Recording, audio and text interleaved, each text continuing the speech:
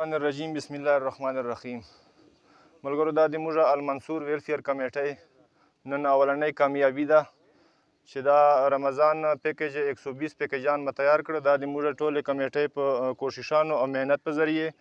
او د کومې علاقې موږ سره ثابت استعداد خلکو موږ سره امداد وکړی. دغه په هغه باندې دا نن موږ 120 پیکیجز تیار کړل رمضان پاره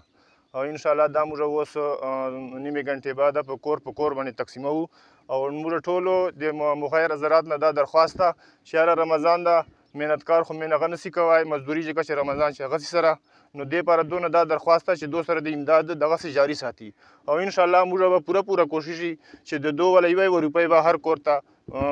رسوو. دا ویډیو په ذریعه باندې مثال چې څوک ګوري زه دا پیغام ورکوم چې موږ ته د واړه کمیټۍ په کوششاتو صاحب استطاعت خلکو مثال چې کوم شاعر کړی و امداد نو مثال موږ دغه د غریبانو ته کوو نور خو صدر صاحب تاسو ته تفصیلي مثال مجلس وکړل لایه بل دا واړه چې د څوک ویډیو ګوري که باره والدي که دا چا مثال امداد لږلی دا چې چوره کلیوال دي دا مثال موږ اډیټ کولی سي واړو ته اجازت ته مثال موږ نه حساب اخیستلی سي موږ ورته تیار یو نورې چې څوک لري موږ به مثال هغو ته دغسې هغه حساب مه کولی سي دغسې به یې په کښلې طریقې باندې تقسیموو.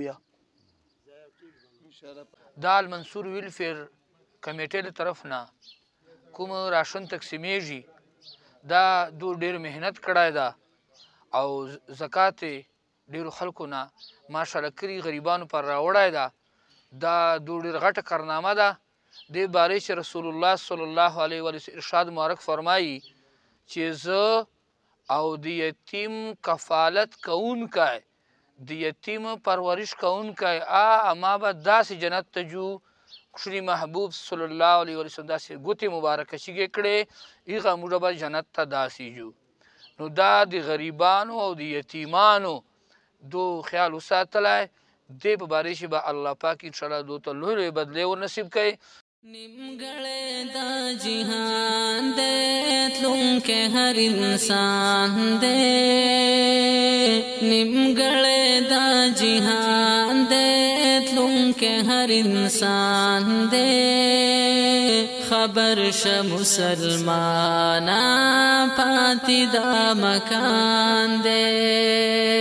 نیمګړی دا جهان دی تلونکی هر انسان دی نیمګړی دا جهان دی تلونکی هر انسان دی خبر شه مسلمانا پاتې دا مکان دی لاړو ډېر شاهان پناه شو ستا د مخه لګیا یې ته هغسې کارونه کړې پخواخه لاړو ډېر شاهان پناه شو ستا د مخه لګیا یې ته هغسې کارونه کړې پخواخه غریب کشا جهان دی د مرګ په لار روان دی غریب کشا جهان دی د مرګ په لار روان دی خبر شه مسلمانا